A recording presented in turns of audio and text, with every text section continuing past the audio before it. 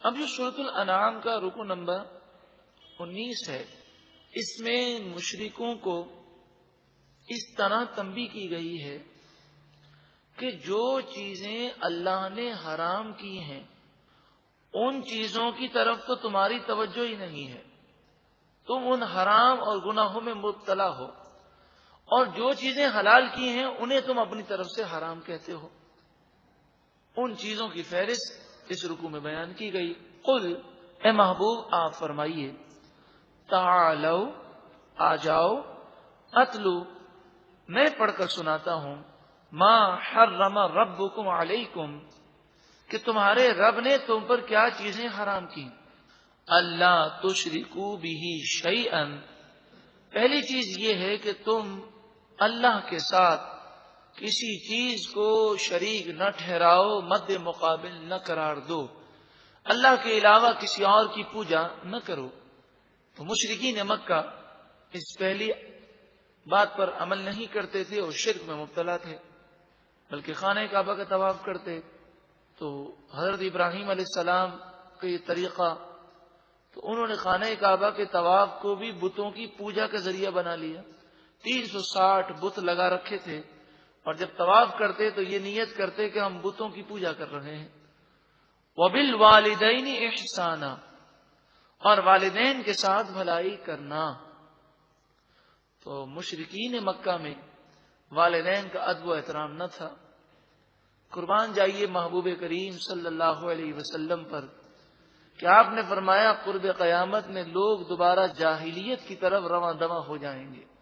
جس تہذیب کو ہم ماڈرن کہہ رہے ہیں، روشن خیالی سے تعبیر کر رہے ہیں، دیکھا جائے تو وہ تہذیب زمانہ جاہلیت کی طرف لے جا رہی ہے۔ جس طرح زمانہ جاہلیت میں والدین کا ادب اور احترام نہیں ہوتا تھا، آج بھی یہی عالم ہوتا جا رہا ہے، اور جتنا جو زیادہ ماڈرن ہوگا اتنا ہی وہ والدین کا زیادہ بے ادب اور گستاخ نکلتا ہے۔ اور جس طرح زمانے جاہلیت میں بے پردگی عام تھی، شرم و حیا کا نام و نشان نہ تھا، تو اسی طرح جتنا جو زیادہ ماڈرن ہوتا ہے اتنا ہی زیادہ وہ شرم و حیا سے دور ہوتا جاتا ہے۔ والدین سے محبت کرنا، ان کی خدمت کرنا، یہ بہت سعادت کی بات ہے۔ یقیناً وہ لوگ بڑے کامیاب ہوتے ہیں کہ جو اپنے والدین کے دل کو خوش کرنے کی کوشش کرتے ہیں، اور جن کے والدین ان کی خدمت کی وجہ سے خوش ہو جاتے ہیں۔ اللہ تعالی آنے والی مصیبتیں بھی والدین کی دعاؤں کے صدقے میں ٹال دیتا ہے، نقصان کو نفع سے تبدیل فرما دیتا ہے۔ اور جو شخص والدین کے دل کو دکھاتا ہے، وہ اگر یہ سمجھتا ہے کہ میں دنیا میں یا آخرت میں کامیاب ہو جاؤں گا، تو یہ اس کی بہت بڑی نادانی ہے۔ ایسے شخص کو دنیا کے اندر بھی بے شمار مسائل کا سامنا ہوتا ہے۔ حدیث پاک میں فرمایا کہ انسان جب گناہ کرتا ہے تو بعض گناہوں کی سزائیں دنیا میں نہیں دی جاتی، لیکن والدین کی نافرمانی ایک ایسا گناہ ہے کہ اس کی سزا آخرت میں بھی ہوگی اور دنیا میں بھی اس کی جھلک دکھائی جاتی ہے۔ اور ایک جھلک یہ بھی ہے کہ ایسے شخص کی اولاد اسے ٹھکرا دیتی ہے۔ جو یہ چاہتا ہو کہ میرے بچے مجھے نہ ٹھکرائیں اور وہ میری تعظیم کریں، میرا ادب کریں، میرا کہنا مانیں، اسے چاہیے کہ وہ اپنے والدین کی تعظیم و توقیر کرے، ان کا ادب کرے، ان کا کہنا مانے۔ اس موضوع پر معلومات حاصل کرنا انتہائی ضروری ہے۔ آپ یہ کیسٹ ضرور حاصل کریں، والدین سے محبت کیجیے۔ اس کیسٹ کا عنوان ہے آخر قصور کس کا۔ اس بیان کو آپ ضرور سماعت کیجیے۔ قرآن و حدیث کی روشنی میں جب یہ کیسٹ آپ سماعت کریں گے تو ہو سکتا ہے آنکھوں سے آنسو جاری ہو جائے، اپنی کوتاہیاں یاد ہوں، اور ہم یہ خیال کریں کہ قرآن و حدیث میں والدین کا اتنا بڑا مقام ہے، ہم نے تو کبھی اس مقام کو سمجھا ہی نہیں۔ صرف ایک مثال پیش کر کے آگے چلتے ہیں۔ حدیث پاک میں فرمایا گیا کہ والدین کے چہرے کو دیکھنا شفقت کے ساتھ ایک نفلی مقبول اور مبرور حج کا ثواب دیا جاتا ہے۔ تو صحابہ کرام علیہم رضوان نے عرض کیا، یا رسول اللہ صلی اللہ علیہ وسلم، کیا کوئی 100 مرتبہ اپنے والدین کو دیکھے دن میں تو کیا 100 حج کا ثواب دیا جائے گا؟ تو نبی اکرم صلی اللہ علیہ وآلہ وسلم نے فرمایا کہ اللہ بڑا کریم ہے، گویا کہ فرمایا کہ وہ 100 مرتبہ دیکھنے پر 100 نفلی حج مقبول و مبرور کا ثواب عطا فرمائے گا۔ اب آپ بتائیں اس روایت سے والدین کا مقام کتنا روشن ہو جاتا ہے۔ انسان ہزاروں روپے خرچ کرنے کے بعد بھی نفلی حج کر کے آئے، وہ یقین سے نہیں کہہ سکتا کہ میرا حج مقبول ہوا، لیکن محبت کے ساتھ والدین کو دیکھ لیا جائے تو اسے مقبول حج کا ثواب دیا جاتا ہے۔ وَلَا تَقْتُلُوا أَوْلَادَكُم مِّنْ إِمْلَاقٍ، اور تم اپنی اولاد کو رزق کی تنگی کی وجہ سے قتل نہ کرو۔ املاق کہتے ہیں تنگی رزق کا خوف، اس خوف سے قتل نہ کر دو کہ تم کما کے لاتے ہو اور تمہارے 2 بچے ہیں، اب زیادہ ہوں گے تو پھر تمہارا خرچہ کیسے پورا ہوگا؟ جو رب تمہیں دے رہا ہے وہ دنیا میں آنے والے کو بھی دے گا۔ نحن نرزقکم وإیاہم، ہم تمہیں بھی روزی دیں گے اور انہیں بھی روزی دیں گے۔ روزی کے رزاق تم نہیں ہو۔ خاندانی منصوبہ بندی کی ایک لاجک ہمیں جو سکھائی جاتی ہے وہ یہ ہے کہ اگر 2 بچوں سے زائد بچے ہوں گے تو اخراجات بڑھ جائیں گے، اور پھر اخراجات بڑھنے کی وجہ سے تنگ دستی ہو جائے گی، لہذا خاندانی منصوبہ بندی کی جائے، اسے کنٹرول کیا جائے۔ یہ سوچ ناجائز ہے، اور خاندانی منصوبہ بندی کے تحت جو سوچ دی جاتی ہے وہ یہی سوچ دی جاتی ہے۔ اس میں خود غرضی کا پہلو ہے، اس میں یہی ہے کہ سارا ہم ہی حاصل کر لیں۔ یہ سوچ دی جاتی ہے کہ 15 کروڑ پاکستان کی آبادی ہے، اگر آبادی اس طرح بڑھتی رہی تو یہ 21 کروڑ تک پہنچ جائے گی، تو فصلیں تو وہی ہیں، تو پھر کھانے پینے میں تنگی ہو جائے گی۔ تو سوچ یہی ہے۔ تو خاندانی منصوبہ بندی کا قاعدہ یاد رکھیں کہ اگر اس سوچ کے تحت کوئی خاندانی منصوبہ بندی کرتا ہے تو یہ حرام اور گناہ ہے کہ روزی کی تنگی کا خوف نہیں ہونا چاہیے۔ نحن نرزقکم وإیاہم، ہم تمہیں بھی روزی دیں گے اور انہیں بھی روزی دیں گے۔ مشرکین مکہ زمانہ جاہلیت میں بچوں کو قتل کر دیتے تھے، اور جیسا کہ میں نے اس سے پہلے عرض کیا کہ اب بھی ایسا ہوتا ہے، لیکن کس انداز میں کہ الٹرا ساؤنڈ کروا کر معلوم کر لیتے ہیں کہ یہ بچی ہے کہ بچہ ہے، اور اگر بیٹی ہو تو اسے پیٹ ہی کے اندر مار دیتے ہیں۔ تو یہ قتل ہے کہ 4 مہینے کا جب بچہ پیٹ میں ہو جاتا ہے تو اس میں جان آ جاتی ہے، پھر اسے گرانا یہ ایک جان کا قتل کرنا ہے۔ اور 4 مہینے سے پہلے بھی حمل گرانے کی بعض صورتوں میں اجازت ہے اور بعض صورتوں میں اس کی بھی اجازت نہیں۔ اگر کبھی بھی ایسی کیفیت ہو تو مفتی سے فتویٰ ضرور حاصل کریں۔ اسی طرح بعض لوگ بیٹا ہو کہ بیٹی ہو اس کی پرواہ نہیں کرتے، حمل رہ جائے تو چاہے وہ 4 مہینے سے اوپر کا ہو جائے وہ اسے گرانے کی کوشش کرتے ہیں، اور وہ بسا اوقات یہ قتل عظیم اور گناہ عظیم کر بیٹھتے ہیں کہ اپنی اولاد کو اپنے ہاتھوں سے قتل کرتے ہیں۔ اور بعض تو ایسے غریب لوگ بھی ہیں اور اتنے دین سے دور ہیں کہ بسا اوقات بچے کی ولادت ہو اور وہ بیٹی ہو تو اسے پیدا ہوتے ہی مار دیتے ہیں، اور یہ مشہور کر دیتے ہیں کہ وہ تو پیدا ہوتے ہی مر گئی۔ ایسے بھی صفاق لوگ موجود ہیں۔ اللہ تعالیٰ مسلمانوں کو عقل سلیم عطا فرمائے۔ وَلَا تَقْرَبُوا الْفَوَاحِشَ مَا ظَهَرَ مِنْهَا وَمَا بَطَنَ، بے حیائی کے قریب نہ جاؤ، چاہے وہ بے حیائی ظاہری ہو چاہے وہ بے حیائی باطنی ہو۔ ظاہری اور باطنی گناہوں سے اور بے حیائی سے بچو۔ ظاہری گناہوں سے اور ظاہری بے حیائی سے جو بچتا ہے اور باطنی گناہوں سے اور باطنی بے حیائی سے نہیں بچتا، لوگوں کے سامنے تو گناہ کرنے سے بچتا ہے لیکن لوگوں کی غیر موجودگی میں گناہ کرتا ہے، تو وہ در حقیقت ایسا شخص ہے کہ اس کے دل میں للہیت نہیں ہے۔ اگر اللہ کا خوف ہوتا تو گناہ ہر حال میں وہ کرنے سے بچتا، اور گناہ سے بچنے کی فضیلت اسی وقت کما حقوق حاصل ہوتی ہے کہ جب انسان اللہ سے ڈر کر گناہوں سے تائب ہو اور گناہوں سے بچے۔ جہاں تک ذہنی گندگی کا تعلق ہے، دل کے گندے ہونے کا تعلق ہے، نگاہ گندی ہو جائے، کان گندے ہو جائیں، تو یہ گندگی انسان کو تباہ کرتی ہے، اور وہ چیزیں بھی تباہ کرتی ہیں جو اس گندگی کی طرف لے جاتی ہیں۔ تو انسان کو ان تمام مناظر سے بچنا چاہیے جو اس کے ذہن کو، اس کے دل کو، اس کے کان کو، اس کی آنکھوں کو گندا کر دے۔ وَلَا تَقْتُلُوا النَّفْسَ الَّتِي حَرَّمَ اللَّهُ إِلَّا بِالْحَقِّ، جس جان کو اللہ نے حرمت عطا فرمائی اس جان کو ناجائز تم قتل نہ کرو۔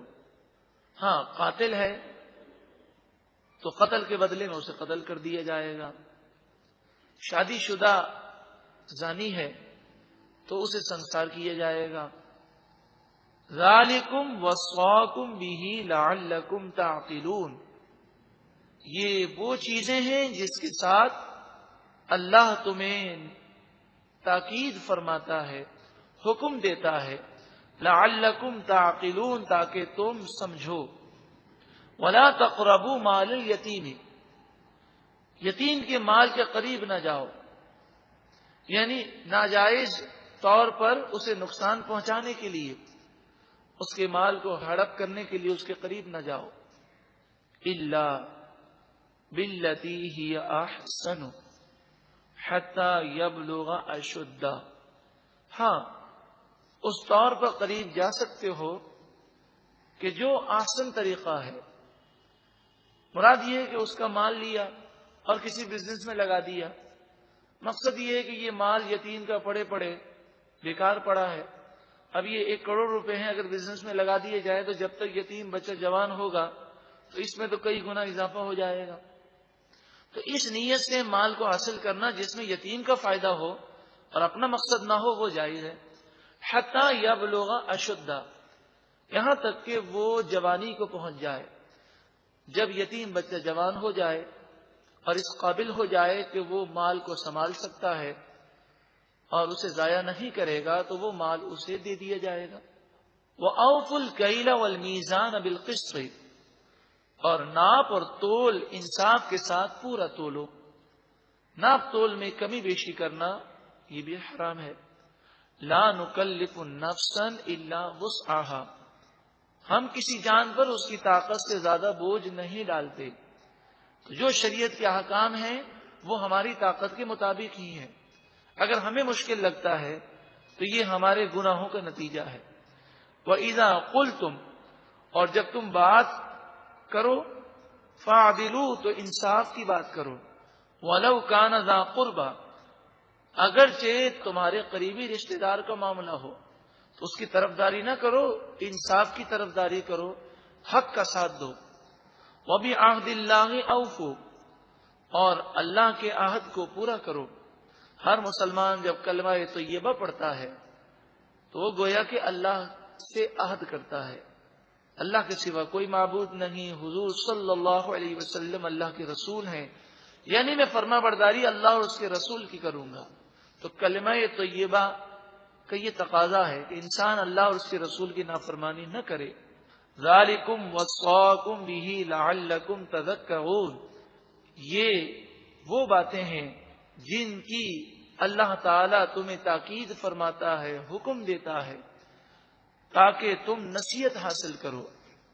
وَأَنَّ هَذَا صِرَاطِي مُسْتَقِيمًا، اور بے شک یہ تمام احکامات پر چلنا یہی میرا سیدھا راستہ ہے۔ فَاتَّبِعُوهُ، پس تم اس کی پیروی کرو۔ وَلَا تَتَّبِعُوا السُّبُلَ، اور سیدھے راستے سے ہٹ کر دیگر راستوں کے پیچھے نہ چلو، ان کی پیروی نہ کرو۔ فَتَفَرَّقَ بِكُمْ عَنْ سَبِيلِهِ، ورنہ وہ دیگر راستے تمہیں صراط مستقیم سے دور کر دیں گے۔ عن سبیلہ، اللہ کے راستے سے، صراط مستقیم سے۔ یہودیت، عیسائیت اور جتنی بھی بدعقیدگی والے عقائد ہیں وہ سب صراط مستقیم سے ہٹ کر ہیں۔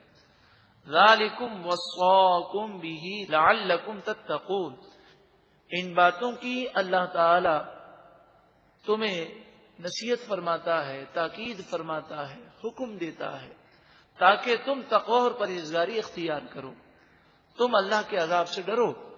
اس سے معلوم یہ ہوتا ہے، مفسرین بیان کرتے ہیں کہ پہلے شریعت کی پابندی کا ذکر ہے اور پھر ہے لعلکم تتقون. تو فرمایا جتنا کوئی شخص شریعت کا پابند ہوگا اتنا ہی اس کے دل میں پرہیزگاری اور اللہ کا خوف زیادہ ہوگا.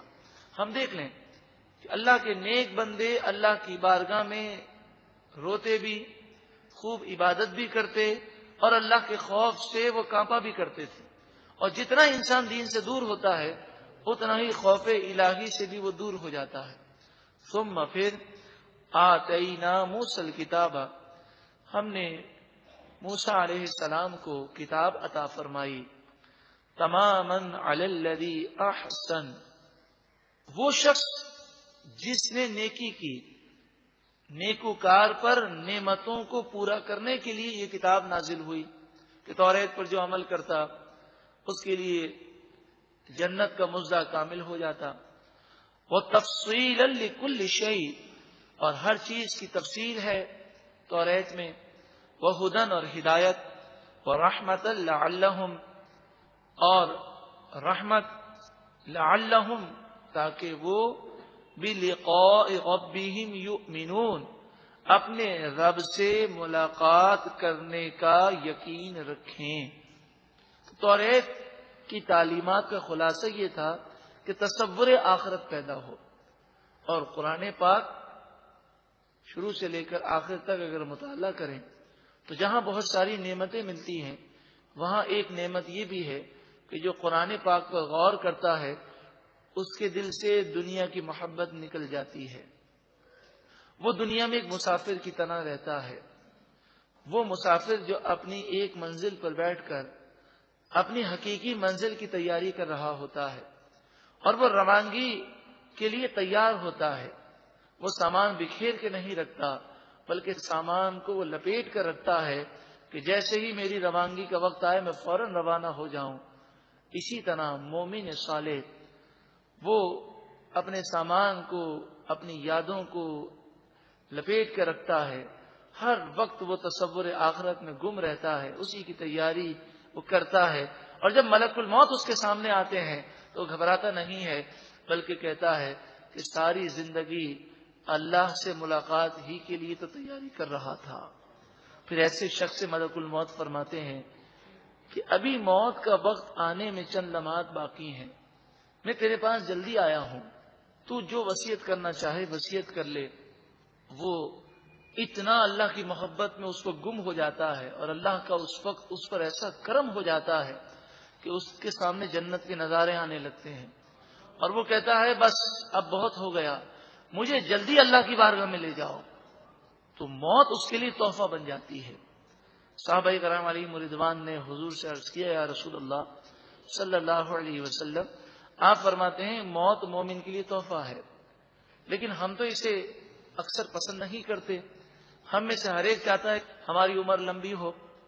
تو آپ نے جو کچھ فرمایا اس کو ہم اس طرح بیان کرتے ہیں کہ آپ نے گویا کہ ارشاد فرمایا کہ تم جو لمبی عمر چاہتے ہو اس وجہ سے کہ نیکیاں زیادہ ہوں اور تمہارے گناہوں سے توبہ کا تمہیں موقع ملے، لیکن جب اللہ تعالیٰ کسی سے راضی ہو جاتا ہے تو مرتے وقت اس پر ایسی رحمتوں کا نزول ہوتا ہے کہ موت اس کے لیے ایک تحفہ بن جاتی ہے اور وہ موت کو ناپسند نہیں کرتا.